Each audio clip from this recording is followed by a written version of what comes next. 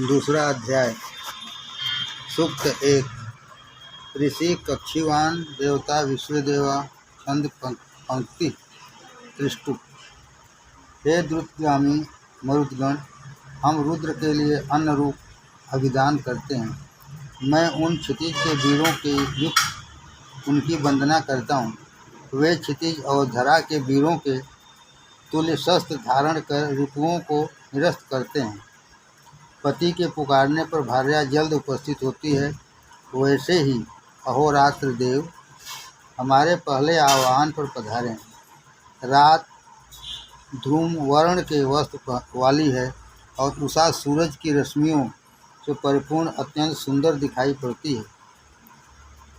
दिन वाला गतिमान सूर्य हमको हर्षिता प्रदान करने वाला हो। जल वर्षक पवन हमको आनंद प्रदान करे। इष्ट देव और पर्वत हमको उत्साहित करें। विश्व देवा हमको धन दान करें। हे ऋत्विजों, मुझ उसीज पुत्र के लिए अविभक्षक और वंदनीय अश्विनी कुमारों का आवाहन करो। हे मनुष्यों, तुम जलों के पुत्र की अर्चना करो और वंदनाओं की मातृभूमि धरा और क्षितिज का भी पूजन करो। हे मनुष्यों, मैं उसी पुत्र कक्षीवान गर्जनशील इंद्रदेव का तुम्हारे लिए आवाहन करता हूँ। घोषा नामक स्त्री ने रोग निवृत्ति के लिए अश्विद्वय का आवाहन किया, वैसे मैं भी करता हूँ। मैं दानशील उषा की वंदना करता हुआ अग्नि संबंधी धनों की विनती करता हूँ। हे सखा और वरुण, मेरी पुकार सुनो। अनुष्ठान गृह तथा चारों तरफ से मेरे आवाहन पर ध्यान आकृष्ट करो। हमारे खलियानों में जल वृष्टि देव बारिश करें। हे मित्रा वरुण, मैं तुम्हारी वंदना करता हूँ। तुम मुझ वज्रवंशी को 100 धेनु प्रदान करो। सुंदर रथ में विराजमान होकर शीघ्र यहाँ पधारो और मुझे पुष्ट करो। मैं इन श्रेष्ठ वैभवशाली देवों की प्रार्थना करता हूँ, हम मनुष्य इस सुंदर धन का उपभोग करें। वे देव अंगिराओं को अनेक अन्न प्रदान करते और मुझे अश्वरथादि परिपूर्ण धन प्रदान करते हैं। हे सखा वरुण, जो द्रोही कुटिलतापूर्वक तुम्हारे लिए सोम निष्पन्न नहीं करता, वह अपने मन में यक्षमा व्याधि धारण करता है। हे सखा वरुण, जो द्रोही कुटिलतापूर्वक तुम्हारे लिए सोम निष्पन्न नहीं करता, वह अपने मन में यक्षमा व्याधि धारण करता है। जो सिद्धांत पूर्वक रहता हुआ तुम्हारी वंदनाएं करता हुआ सोम तैयार करता है, वह तुम्हारी कृपा दृष्टि का पात्र होता है। जब वह मनुष्य दानवान, शक्तिमान, उत्तम कीर्ति वाला त्यागी होता हुआ रिपुओं को परास्त करता है और विकराल मनुष्यों से भी नहीं डरता। हे हर्षदाता अविनाशी देवों, वंदनाकारी का आवाहन सुनो। तुम क्षितिज में वेग से चलते हुए प्रस्थान कर बुलाने वाले को महत्वपूर्ण धनों को प्रदान करते हो। जिस वंदनकारी ने 10 चमसों में रखे हुए सोम के लिए हमारा आवाहन किया है, उसके लिए शक्ति धारण करेंगे। देवताओं ने ऐसा कहा। इन देवों में कीर्ति और धन शोभा प्राप्त करते हैं। ये देव हमारे अनुष्ठानों में अन्न सेवन करें। ऋतिज 10 चमसों में रखे सोम रूप अन्न से पुष्ट करते चलते हैं। ऋत्विज 10 चमसों में रखे सोम रूप अन्न को पुष्ट करते चलते हैं। अभिष्ट घोड़े और अभिष्ट राशों वाले मनुष्य क्या अपने आप सामर्थ्य वाले हैं? वे देवता ही इस मनुष्य की और इनके विजयशील अश्वों को प्रेरित करते हैं। विश्व देवा हमको कानों में स्वर्ण, गर्दन में मणि पहनने वाले सुशोभित पुत्र को देने की कामना करें। उषा काल में वंदना और हव्य को प्राप्त करें। हे सखा वरुण, मत्सरसार सम्राट के 4 और आयवश सम्राट के 3 बालक अश्व मिले हैं। हे सखा वरुण, मत्स्यसार सम्राट के 4 और आयवश सम्राट के 3 बालक अश्व मिले हैं। तुम्हारा अति सुंदर सुसज्जित रथ सूर्य के तुल्य चमकता है। सूक्त 2। ऋषि दैर्घ्यतमसः कक्षीवान देवता उषा छंद त्रिष्टुप। दक्षिण की तरफ उषा का रथ मुड़ गया। अमरदेव इस पर सवार हो गए। व्याधियों का पतन करने वाली उषा क्षितिज से उठ पड़ी। धन को जीतने वाली उषा सर्वप्रथम जागी। वह युवती है, बार बार प्रकट होती है। हमारे आवाहन पर वह सर्वप्रथम पधारती है। हे श्रेष्ठतम प्रकार से रचित उसे, तुम मनुष्यों को प्रकाश या अन्न का भाग प्रदान करती हो। दान के प्रेरक देव सूर्योदय होने पर हमको पाप रहित मानकर स्वीकृत करें। नित्य उषा अपने श्रेष्ठ रूप से प्रत्येक गृह में जाती है। वह कांतिमयी सदैव धन देने की अभिलाषा करती हुई महान धनों को बांटती है। हे दयामयी उसे, तुम भग सूर्य की बहन और वरुण की पुत्री हो।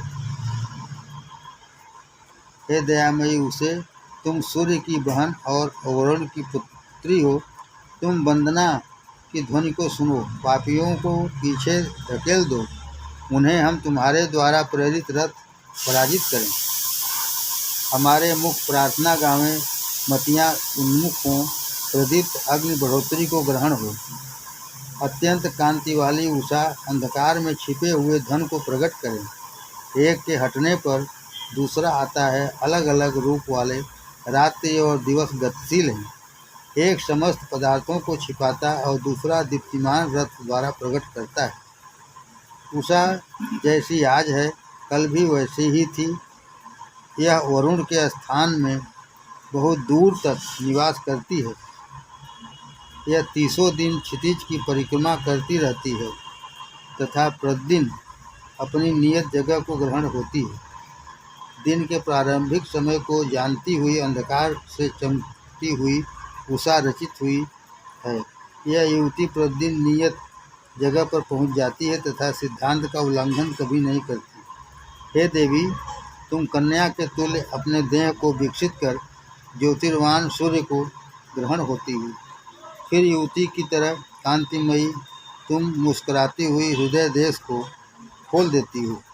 हे उसे, जननी द्वारा उपटन का शुद्ध की हुई कन्या के तुल्य रूपवती तुम अपनी देह को दिखाती हो। हे कल्याणकारिणी, दूर तक प्रकाशमान हो। विगत उषाएं अब तुम्हारी कांति को ग्रहण नहीं करेंगे। घोड़े धेनु से परिपूर्ण वर्णीय सूर्य की रश्मियों से स्पर्धा वाली उषाएं कल्याणकारी रूपों को धारण करती हुई चली जाती और लौट लौट कर आती हैं। हे उषा, ऋषि की डोरी के अनुकूल चलती हुई हमें सुमत प्रदान करो। हम तुम्हारा आवाहन करते हैं। तुम क्षितिज से भूलोक को भरो और हमको धन प्रदान करो। सूक्त 3। ऋषि कक्षीवान दैर्घ्यतमसः देवता उषा छंद त्रिष्टुप। अग्नि के प्रदीप्त होने, उषा के आविर्भूत होने और सूर्य के उदित होने पर विशाल ज्योति फैल गई। फिर सविता देव ने दुपायों और चौपायों को कार्य में प्रेरित किया। देव सिद्धांतों अदय मनुष्यों को क्षीण करने वाली लगातार विमल होती हुई उषा साकार हुई। भविष्य में आने वाली उषाओं में यह प्रथम उषा मुस्कुरा रही है। दीप्तिमान वसन धारण किए यह क्षितिज की पुत्री अकस्मात सम्मुख आ गई। यह सिद्धांतों में स्थिर रहती हुई समस्त दिशाओं को जानती है और उन्हें विनष्ट नहीं होने देती। जैसे सूर्य अपना वक्ष स्थल छाती दिखाते हैं, नोधा अपनी प्रिय वस्तुओं को बजाते हैं, वैसे ही उषा ने अपने को प्रकट किया है। गृहस्थ भार्या सबसे पहले जागती और फिर सबको जगाती है। गृहस्थ भार्या सबसे पहले जागती और फिर सभी को जगाती है। उषा भी उसी के समान बरतती है। गवादि को रचित करने वाली उषा ने अंतरिक्ष के बीच में ध्वजा रूप तेज को प्रकट किया। वह क्षितिज धरा रूप माता पिता की गोद को भरती हुई सर्वत्र फैलती है। प्रत्यक्ष में श्रेष्ठ यह उषा अपने पराये का स्मरण रखे बगैर सभी को ग्रहण होती है। यह पाप रहित देह से वृद्धि करती हुई छोटे या बड़े किसी से भी नहीं हटती। बिना भ्राता की बहन के तुल्य उषा पश्चिम दिशा की तरफ मुख करके चलती है।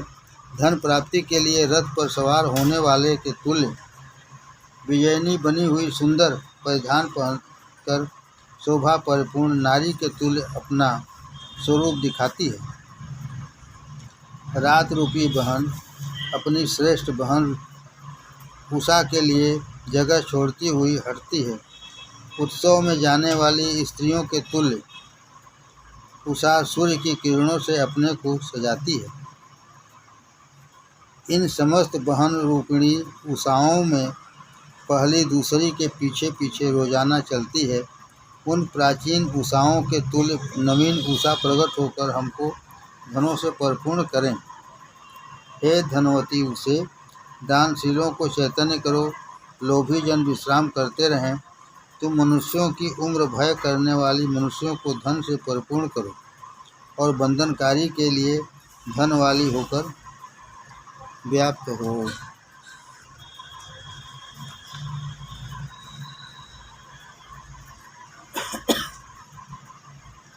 यह युवती पूर्व दिशा में से उतर रही है। इसके रथ में अरुण ऋषभ जुटे हैं। जब यह मुस्कराएगी तब इसका प्रकाश व्याप्त होगा और गृह गृह में अग्नि प्रदीप्त होगी। हे उसे, तुम्हारे खिलते ही पक्षी भी हौसले को त्याग देते हैं, मनुष्य भी अन्न के लिए कार्य करने लगते हैं। तुम हविदाता को अत्यंत धन देने वाली हो। हे स्तुति पात्र उषाओं, मेरे श्लोक तुम्हारी प्रार्थना करें। हे स्तुति पात्र उषाओं, मेरे श्लोक तुम्हारी प्रार्थना करें। तुम बढ़ोतरी को ग्रहण हो और तुम्हारी सुरक्षा साधनों पर निर्भर रहते हुए हम असंख्य धन ग्रहण करें। सूक्त 4। ऋषि कक्षीवान दायर तमसः देवता स्वप्नस्य दान स्तुति देवता स्वप्नयस्य दान स्तुति छंद तिष्ठुप जगती। दानशील व्यक्ति सवेरे होते ही धन दान करता है। दानशील व्यक्ति सवेरे होते ही धन दान करता है। विद्वान उसे ग्रहण करते हैं। वह उस धन से संतान, उम्र और शक्ति परिपूर्ण हुआ रक्षित होता है। वह अनेक गौ, अश्व, स्वर्ण से परिपूर्ण होता है। इंद्रदेव उस दानी को श्रेष्ठतम सामर्थ्य प्रदान करते हैं। वे प्रातःकाल ही प्रस्थान कर धनों से उसे समृद्ध कर देते हैं। मैं आज शोभन कार्य वाले अनुष्ठान को देखने के लिए रथ पर सवार होकर आ गया। हे यजमान, तू बालकों के स्वामी इंद्रदेव को हर्षकारक सोम निचोड़ कर पिला और वंदना का गान कर उन्हें हर्षित कर। कल्याणकारिणी गौ रूप नदियाँ अनुष्ठान की अभिलाषा करने वाले यजमान के सम्मुख प्रवाहमान होती हैं। अनुष्ठान की कामना करने वाले दानी को घी की धाराएं समस्त तरफ से ग्रहण होती हैं। अनुष्ठान की कामना करने वाले दानी को घी की धाराएं समस्त तरफ से ग्रहण होती हैं। दानी का स्वर्ग में भी स्वागत होता है। दानी का स्वर्ग में भी स्वागत होता है। वह देवों में पहुँचता है। नदियाँ उसके लिए जलरूप घी प्रवाहित करती हैं। उसकी दी हुई दक्षिणा सदैव वृद्धि करती रहती हैं। दानियों के निकट विभिन्न समृद्धि है। दानी के लिए ही क्षितिज में सूर्य दृढ़ है। दानी अपने दान रूप अमृत से ही लंबी उम्र ग्रहण करता है। दानी का स्वर्ग में भी स्वागत होता है। वह देवों में पहुँचता है। नदियाँ उसके लिए जल रूप घी प्रवाहित करती हैं। उसकी दी हुई दक्षिणा सदैव वृद्धि करती रहती हैं। दानियों के निकट विभिन्न समृद्धि है। दानी के लिए ही क्षितिज में सूर्य दृढ़ है। दानी अपने दान रूप अमृत से ही लंबी उम्र ग्रहण करता है। दानी कष्ट नहीं पाता, उसे पाप नहीं घेरता। दानी कष्ट नहीं पाता, उसे पाप नहीं घेरता। सिद्धांतों में स्थिर बंधनाकारी क्षीण नहीं होता। उनसे भिन्न व्यक्ति ही पाप के शिकार होते हैं। समस्त शोक दानहीन को ही ग्रहण होते हैं। समस्त शोक दानहीन को ही ग्रहण होते हैं। सूक्त 5। ऋषि कक्षीवान देवता विद्वांसः छंद तिष्ठु। मैं सिंधु नदी के किनारे पर निवास करने वाले राजा भाव्य के लिए मति द्वारा श्लोक भेंट करता हूँ। उस राजा ने कीर्ति की इच्छा से मेरे लिए हजारों यज्ञ किए हैं। उस राजा ने कीर्ति की इच्छा से मेरे लिए हजारों यज्ञ किए हैं। मुझ कक्षीवान से भेंट करते हुए राजा ने 100 स्वर्ण हार, 100 सुंदर घोड़े और 100 धेनु दान की। उस राजा की कीर्ति क्षितिज तक व्याप्त हो रहा है। स्वर्ण के दिए हुए विभिन्न रंगों के घोड़े और 10 रथ मुझे ग्रहण हुए। 60,000 धेनु भी मिली, जिन्हें मुझ कक्षीवान ने प्राप्त कर अपने पिता को भेंट कर दिया। 60,000 धेनु भी मिली, जिन्हें मुझ कक्षीवान ने प्राप्त कर अपने पिता को भेंट कर दिया। 1000 धेनु का समूह के आगे 10 रथ चले आए। स्वर्ण आभूषणों से परिपूर्ण घोड़ों को कक्षीवान के पुत्र मिलने लगे। हे वज्रवंशियों, मैं पहले दान के अनुरूप तुम्हारे लिए 3 जूते हुए रथ और 8 उत्तम गायें लाया हूँ। कुटुंब वाले वज्रवंशी लोग सकट से परिपूर्ण होकर कीर्ति के इच्छुक हों। मेरी भार्या सहस्वामिनी के रूप में मुझ शनज राजा को सैकड़ों प्रकार के भोग्य पदार्थ और समृद्धि प्रदान करती हैं। वह मेरी अत्यंत स्नेह रखने वाली सहधर्मिणी है। भार्या कहती है, मुझे निकट पधार कर स्पर्श करो। मेरी भार्या सहस्वामिनी के रूप में मुझ शनज राजा को सैकड़ों प्रकार से भोग्य पदार्थ और समृद्धि प्रदान करती है। वह मेरी अत्यंत स्नेह रखने वाली सहधर्मिणी है। भार्या कहती है, मुझे निकट पधार कर स्पर्श करो। मुझे अल्प रोम वाली समझो। मैं गंधारी के तुल्य रोम वाली अवयवों से पूर्ण हूँ। मैं गंधारी के तुल्य रोम वाली अवयवों से पूर्ण हूँ। भार्या कहती है, हे प्रियतम, तुम मेरे संपूर्ण अंगों, गुणों और घर के कार्य को तनिक भी हानिकारक नहीं पाओगे। सूक्त 6। ऋषि परुक्षेपो देवता अग्नि छंद अत्यष्टि।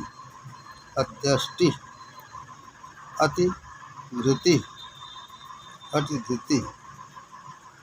मैं सर्वरचित प्राणधारियों के ज्ञाता, शक्ति के पुत्र अग्नि की देवी का आवाहन करने वाला मानता हूँ।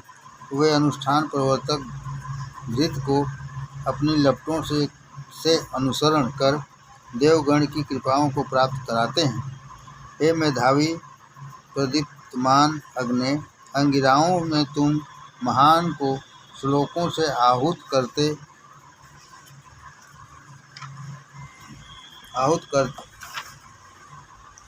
हैं। वे तुम्हारे लपटों रूप वाले हैं। तुम अभीष्टों की वृत्ति करते हो और दीप्तिमान हुए क्षितिज की तरफ जाते हो। तुमको ये मनुष्य अपनी सुरक्षा के लिए धारण करते हैं। वे प्रचंड रूप से दहकते हुए अग्नि रिपुओं का शोषण करते हैं। अत्यंत स्थिर भी उनको छूने से छिन्न भिन्न हो जाता है। वे तेजस्वी धनुर्धारी के तुल्य डटे रहते हैं, कभी पीठ नहीं दिखाते। अत्यंत दृढ़ द्रव्यों को समाप्त करने में समर्थवान हैं।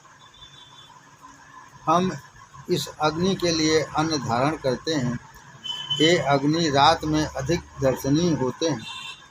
ये दिन में पूर्ण तेजस्विता ग्रहण नहीं करते। पुत्र के लिए पिता का आश्रय के तुल्य शरण देते हैं। भक्त या अभक्त समस्त का अन्न भक्षण करते हैं। अभिभक्षण करने वाले ये कभी बूढ़े नहीं होते। पुत्र के लिए पिता का आश्रय के तुल्य शरण देते हैं। भक्त या अभक्त समस्त का अन्न भक्षण करते हैं।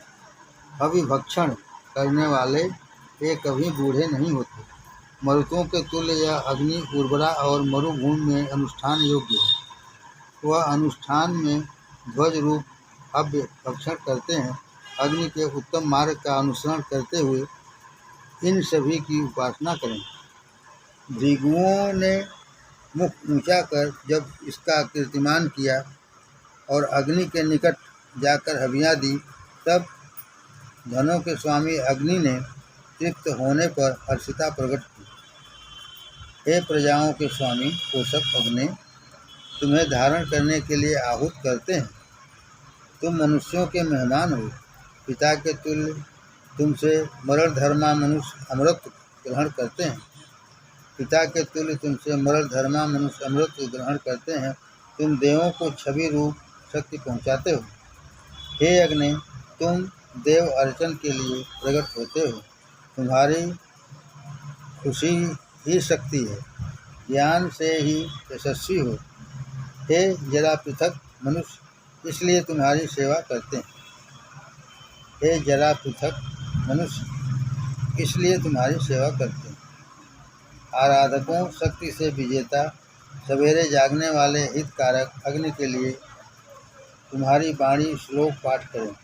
बंदीजन जैसे वंदना करते हैं, वैसे यजमान हवियों से परिपूर्ण हुआ अग्नि का पूजन करता है।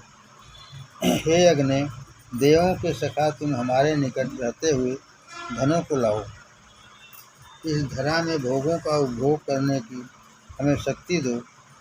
अपने बंधनकारियों को शक्ति से परिपूर्ण करो। सूक्त 7। ऋषि परुक्षेपो देवता अग्नि छंद अत्यष्टि। हे पूजनीय होता, अग्नि मनुष्यों द्वारा अरणियों से रचित हुए तपस्वियों की सभी बात सुनते हैं। वे यशस्वी को धन के तुल्य हैं। कदापि पीड़ित न होने वाले होता रूप से पूजा स्थान में पधारते हैं। हम अत्यंत विनम्र हुए यज्ञ अनुष्ठान में घृतादि परिपूर्ण अभिभेंट करते हुए अग्नि का पूजन करते हैं। वे हमारी हवियों को प्राप्त कर वृद्धि करेंगे। जैसे मातरिस्वा ने अग्नि को दूर से लाकर वन के लिए दीप्तिमान किया, वैसे हमारे अनुष्ठान स्थान में अग्नि दूर से पधार कर दीप्तिमान हो। सदैव वंदनीय हवि सहित अभिदाता समर्थ अग्नि वेदी के चारों ओर ध्वनि करते हुए ग्रहण होते हैं। वे श्लोक प्राप्त करते हुए महान अनुष्ठान में तुरंत प्रदीप्त होते हैं। पंडित रूप अग्नि यजमान के गृह में अविनाशी अनुष्ठान के ज्ञाता हैं। वे कार्यों को शक्ति देने की कामना से हवि प्राप्त करते हैं। वे अतिथि रूप से घृत भक्षण करने वाले अभिदाता को अभीष्ट प्रदान करते हैं। जैसे मरुदगण भक्ष द्रव्य को एकत्र करते हैं, वैसे ही मनुष्य भक्ष पदार्थ को संगठित कर अग्नि को हवि देते हैं। तब वह दान की शिक्षा देते हुए अभिदाता को पाप कर्म से बचाते हैं। अग्नि रूप से समस्त स्थायी दाएं हाथ में लेकर पितार्थ त्यागते हैं। वे वंदनाकारी की हवियाँ देवों को पहुँचाते हैं। स्वीकार्य वालों को महान धन भंडार के दरवाजे खोल देते हैं। वे अग्नि वेदी में राजा के तुल्य विद्यमान किए गए हैं। सभी मनुष्यों की वंदनाएं की संग दी हुई हवियों के स्वामी हैं। वह हमें वरुण आदि देवगण के कोप से बचाते हैं। धन धारक अत्यंत चैतन्य प्रिय होता अग्नि की यजमान अर्चना करते हैं। सभी के प्राण रूप धनेश यजन योग्य मेधावी अग्नि के निकट समस्त देवगण धन की इच्छा वाले की सुरक्षा के लिए पहुँचते हैं। सूक्त 8। ऋषि परुक्षेपो देवता इंद्र छंद अत्यष्टि शक्वरी। हे बलिष्ठ इंद्रदेव, तुम अपने रुके हुए रथ को अनुष्ठान में पहुँचाने के लिए वृद्धि करते हो। तुम हमारी सुरक्षा करो। शक्ति और हमारी वाणी को ज्ञानियों की वाणी के तुल्य सुनो। हे इंद्रदेव, तुम युद्ध में आहूत होने पर शक्ति देने में समर्थवान हो।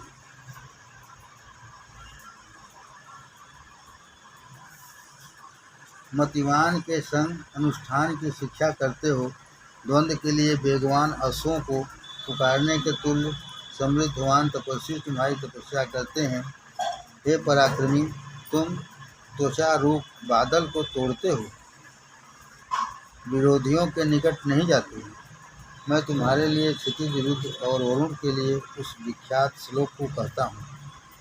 मनुष्यों, तुम्हारी सुरक्षा के लिए सभी के प्राण इंद्र से विनती करते हैं। इंद्र, समस्त द्वंद्वों से हमारी सुरक्षा करो। तुम्हारी शक्ति उल्लंघन योग्य नहीं है। तुम सभी रिपु संगठन पर छा जाते हो। हे उग्र कर्म वाले इंद्रदेव, रिपु के मिथ्याभिमान को भंग करो। अपने सुरक्षा साधनों से उचित मार्ग पर से चलो। तुम पाप रहित हो, अग्रगणी होकर मनुष्यों के पाप दूर करते हो। तुम हमारे निकट ठहरो। मैं सोम से वंदना करूं, जो इंद्रदेव को पुकारने योग्य बंधनकारी की शिक्षा देते हैं। वह निंदक की कुमति को हमसे दुरुस्त करें। पाप का साधक समाप्त होकर गिरे। हे इंद्रदेव, हम तपस्या पूर्वक पराक्रमी परिपूर्ण रमणीय क्षमता वाले धन को मांगते हैं। सुंदर श्लोकों और हवियों से हर्षित करते हैं। सत्य हार्दिक आवाहन करते हुए तुम्हें पूजते हैं। मनुष्यों, तुम्हारे और हमारे रक्षक इंद्रदेव बुरी मति वालों को दुरुस्त करें, उन्हें चीर डालें।